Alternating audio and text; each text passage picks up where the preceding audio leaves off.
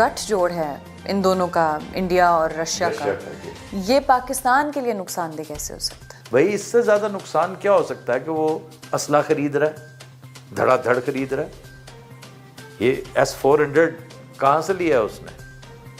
दूसरा ये जो SU, ये जो जहाज़ है 57, ये बड़ा बाकमाल जहाज़ है, ये उनसे और धड़ाधड़ तेल लिए चला जा रहा है, और हम ट्रक की बत्ती के पीछे लगे हुए हैं अमेरिका का कुछ और सिलसिला करने, जो सबसे ख़तरनाक बात जिसकी तरफ मैं भी ध्यान ना गया हो किसी का अभी तक, जिसका एहसास ही मुझे लगता है किसी को नहीं है, कि हो सकता है अजीत दोल पुतिन को कन्विंस कर ले कि भाई जब ये प्रेशर डालें जंग बंदी के लिए, सीज फायर के लिए, तो तुम वीटो कर देना।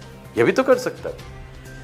कोई बैद नहीं कि ये कहें कि जनाब ये जो जंग हो रही है, क्योंकि देखिए टेररिज्म को बुनियाद बना के उन्होंने जंग की पूरी एडिफिस कायम की है, पूरी इमारत। इन्होंने किसी नफरत पे नहीं खड़ी की हुई कि जी हमने पुराना बदला लेना। असल बात तो वो है, उन्होंने वजह पैदा की। कहानी तो कुछ पुरानी है ना, सोमनाथ से शुरू होती है, पहुंचती यहां तक है, लेकिन उसकी फौरी रीजन दुनिया को कन्विंस करने के लिए, बताने के लिए, समझाने के लिए वो टेररिज्म है। जस्टिस साहब ने बातें तो सच्ची सच्ची कह दी। आज आपका रद्दमल क्या है? देखिए, बहुत सी बातें ठीक हैं, लेकिन अब जब हुकूमत कहती है कि एक हाइब्रिड निज़ाम है, तो फिर हम उस पर क्या कह सकते हैं? जब वो तस्लीम कर रही है कि ये एक ऐसा मिक्स है जो दिया गया है, तो फिर वो उसको अब हम वही मानेंगे जो वो कह रहे हैं, उस पर हम जब वो खुद मान रहे हैं।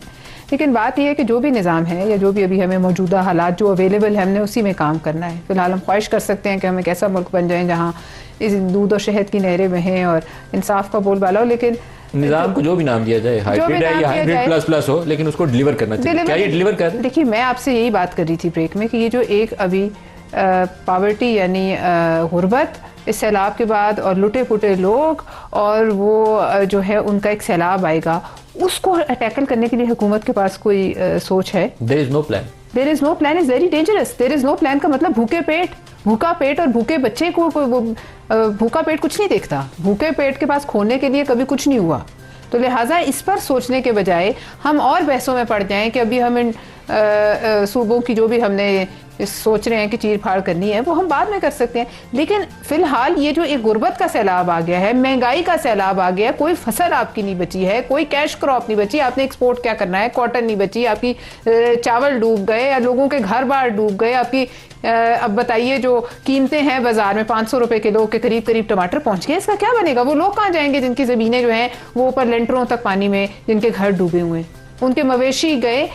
बात ये सोचने की है, ऊपर से इंडिया पानी छोड़े जा रहा है। मेरी बात सुने, ये रावी 38 साल बाद बहा है, लोग बहुत खुश हुए, ठीक है, हमें भी अच्छा लगा है कि पानी बह रहा है, लेकिन ये पानी हमें डुबोने के लिए छोड़ा गया है। और जब इसका मफाद हो तो वो रोक ले, जब उसका नुकसान हो तो वो हमें डुबोने के लिए इस तरफ छोड़ दे। इस पर और वैसे भी इंडस वाटर ट्रीटी तो उन्होंने खत्म ही कर दी है ना, वो तो खत्म ही कर दी है ना, तो फिर हम भी तो पाबंद नहीं है ना। और जब मरने के लिए पानी छोड़ना है तो वो हमारी तरफ छोड़ दे, और जब नफे के लिए हो तो वो अपनी तरफ स्टोर कर लें और साल वाटरवेज जो है वो सूखे रहे। जो अब रिवाइज लिस्ट आई है कल, उसमें नरेंद्र मोदी नहीं है बल्कि जयशंकर जा रहे हैं। सिट साहब, इससे पहले क्वाड का इरादा भी कैंसिल किया प्रेसिडेंट ट्रंप ने कि वो क्वाड के लिए इंडिया नहीं जाएंगे, सोर्सेज ने ये बताया, कोट किया। अब ब्रिक्स में इंडिया का ना जाना, ये खबर भी सामने आ रही है कि 8 सितंबर को नरेंद्र मोदी नहीं जा रहे उसमें। तो ये क्या स्ट्रेटजी हुई? यहाँ भी नहीं, वहां भी नहीं। अभी देखे ना, वहां जो बात की जा रही है, जो डोनाल्ड ट्रंप के लोग हैं वो तो ये कह रहे हैं ना कि बेसिक मसला एससीओ नहीं है, बेसिक मसला ब्रिक्स है। ब्रिक्स एक इकोनॉमिक ब्लॉक बन रहा है जो कि डॉलर को गिराना चाहता है और नई करेंसी करना चाहता है, और BRICS is the economic bloc, not SCO. तो के अंदर इज नॉट इम्पोर्टेंट, सिक्योरिटी वाली बात है SCO. BRICS is the economic challenge to America.